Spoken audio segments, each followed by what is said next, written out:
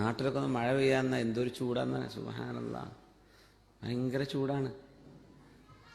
മഴക്കാലം ഡിസംബറിലാണ് ഇപ്പോൾ ഈ ചൂട് അവിടെ കാണുന്നത്. എന്തായിരിക്കും ഇപ്പം ഇനി ചൂടുകാലം വന്നാലൊക്കെ? അല്ലാഹു, ഇവിടെ നമുക്ക് എ സി എങ്കിലും ഉണ്ടെന്ന് വിചാരിക്കാറ്.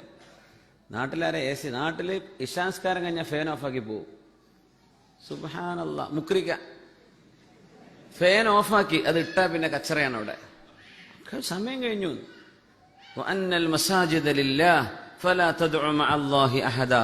പള്ളി അള്ളാഹ്ക്കുള്ളതാണെന്നാണ്. ഇശാ മഗ്രിബിന്റെ ഇടയിൽ സുന്നത്ത് നിസ്കാരം കഴിഞ്ഞാൽ പിന്നെ ഏതെങ്കിലും ഒരു മസ്ബൂക്കായി വന്നു ജമാഅത്തിൽ നടക്കുകയാണെങ്കിൽ പോലും ഇമാമിന്റെ ദുആ കഴിഞ്ഞാൽ മുക്രിക്ക് ഓഫാക്കി ഇറങ്ങി. പിന്നെ തൊടാൻ പാടില്ല. അനുവദിക്കപ്പെട്ടവരല്ലാതെ സ്വിച്ച് തൊടരുത്, സ്റ്റിക്കർ ഉണ്ടാവും. സുബ്ഹാനല്ലാഹ്, എന്താ ചെയ്യുക? എന്നിട്ട് മനുഷ്യൻ കൊതുകടിച്ച് നിസ്കരിക്കുക.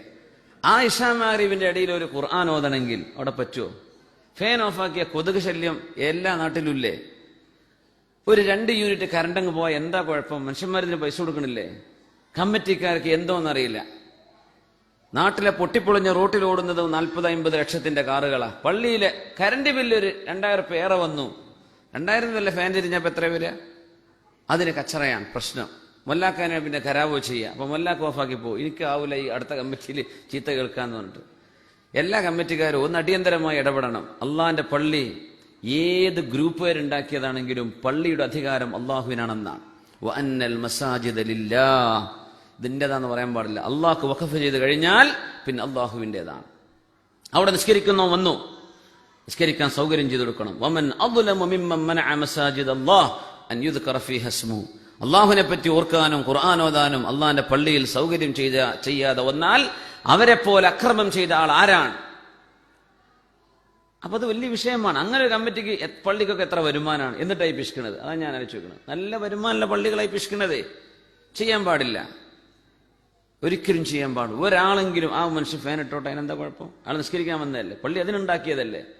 അതിനിപ്പോ ബില്ലങ്ങ് ഏറെ വന്നു. എത്ര ഗൾഫുകാർ അവരൊക്കെ കൊടുത്ത ചോരയുടെ പൈസയല്ലേ നമ്മുടെ നാട്ടിലെ പള്ളിയും കാര്യങ്ങളൊക്കെ നടക്കുന്നത്.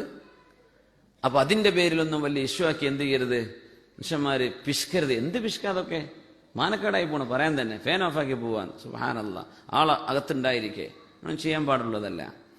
അവൻ ചുരുക്കി പറയാം, നമ്മൾ വലിയ സൗകര്യത്തിലാണ് അൽഹംദുലില്ലാഹ്. ഇവിടെ നമുക്ക് തണുത്തിരിക്കാലോ, കൊതുകൊന്നുമില്ലല്ലോ, അൽഹംദുലില്ലാഹ്, വലിയ ഭാഗ്യമാണ്.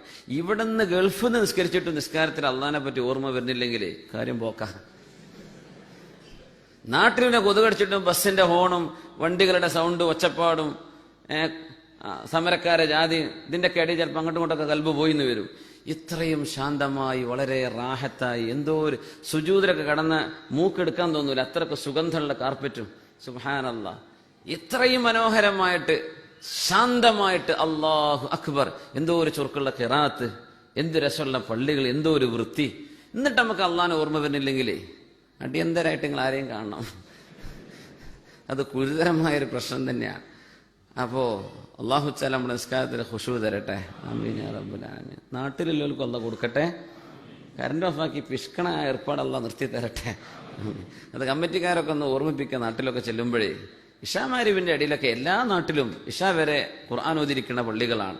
അവിടെ ഖുർആനും സ്വലാത്തും ദിക്റും ദുആയും ഹദ്ദാദ് റാത്തിബ് ചൊല്ലുന്നവരുണ്ട്. അവിടെ വിശുദ്ധ ഖുർആൻ ഖത്തം തീർക്കുന്നവരുണ്ടാവും.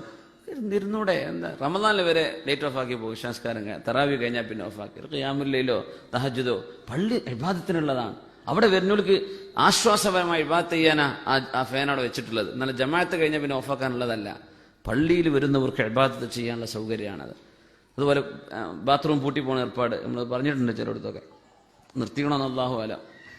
ഗോദ്രേജിന്റെ പൂട്ടൊക്കെ കൊണ്ട് തക്കാളി പെട്ട് കിട്ടുമെന്നൊക്കെ നമ്മളെ ആരെയും സിദ്ദീഖ് സാഹിബ് പറഞ്ഞിട്ടുണ്ട്. എനിക്ക് തോന്നുന്നു ആ ജാതി പൂട്ടൊക്കെ പെട്ടത് നാട്ടിലെ ടോയ്ലറ്റുകൾക്കാണ്.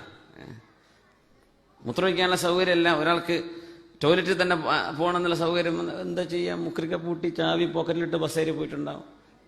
ഒരു മുസാഫിറായ മനുഷ്യനോ ഒരു നാട്ടുകാരനോ പുരയിൽ നിന്ന് ഇറങ്ങിയ ശേഷം വയറിനൊരു അസുഖം വന്നു, ജമാഅത്തോടെ നടക്കാൻ പോവുക, എന്താ പോണ്ട് കുഴപ്പം?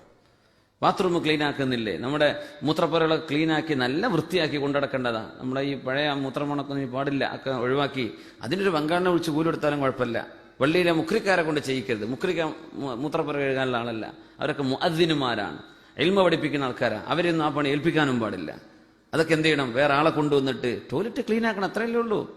എന്താ അപ്പം അങ്ങനെ ടോയ്ലറ്റ് ഇരുന്നാൽ അതൊരു അസൂയ, അങ്ങനെ സൂയിക്കണ്ടെന്നുള്ള ചോദന പോലെ. സുബ്ഹാനല്ലാഹ്, എന്താ ചെയ്യാൻ? ഇവിടെയൊക്കെ എത്രയോ ടോയ്ലറ്റുകൾ, എത്ര റാഹത്ത്, എത്ര മനുഷ്യന്മാരെ ദുആ കിട്ടും. അല്ലാഹുവേ ഈ പള്ളി ഉണ്ടാക്കിയ ആൾക്ക് അല്ലാഹ് ഖൈർ ചെയ്യട്ടെ, ഞാൻ വല്ലാത്ത ഇടങ്ങാറായിരുന്നു, റാഹത്തായി. ഒരു ദുആ അല്ലേ? മറ്റൊരു ശപിക്കൂലേ? കണ്ടില്ലേ, മുല്ലാക്കാനെയും ശപിക്കും, കമ്മിറ്റിക്കാരെയും ശപിക്കും, പൂട്ടിട്ട് പോയിക്കണ്ടല്ലേ.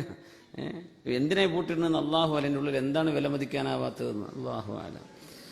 അപ്പോ അള്ളാഹു സുബ്ഹാനഹു വ തആല കാര്യങ്ങൾ മനസ്സിലാക്കാൻ തൗഫീഖ് തരട്ടെ. സംഗതി നിസ്സാരമായ വിഷയങ്ങളാണ്, പക്ഷേ അതൊക്കെ ഉപകാരങ്ങൾ തടഞ്ഞു വെക്കലാണ്. വയംനഊനൽ മാഊൻ, മനുഷ്യന്മാർക്ക് ചെറിയ ഉപകാരം പോലും തടഞ്ഞു വെക്കുന്നവൻ മുനാഫിക്കിന്റെ സ്വഭാവമാണ്.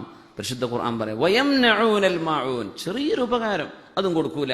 അത് മുനാഫിക്കീങ്ങളാ ചെയ്യാനാ, നമ്മൾ ചെയ്യരുത്.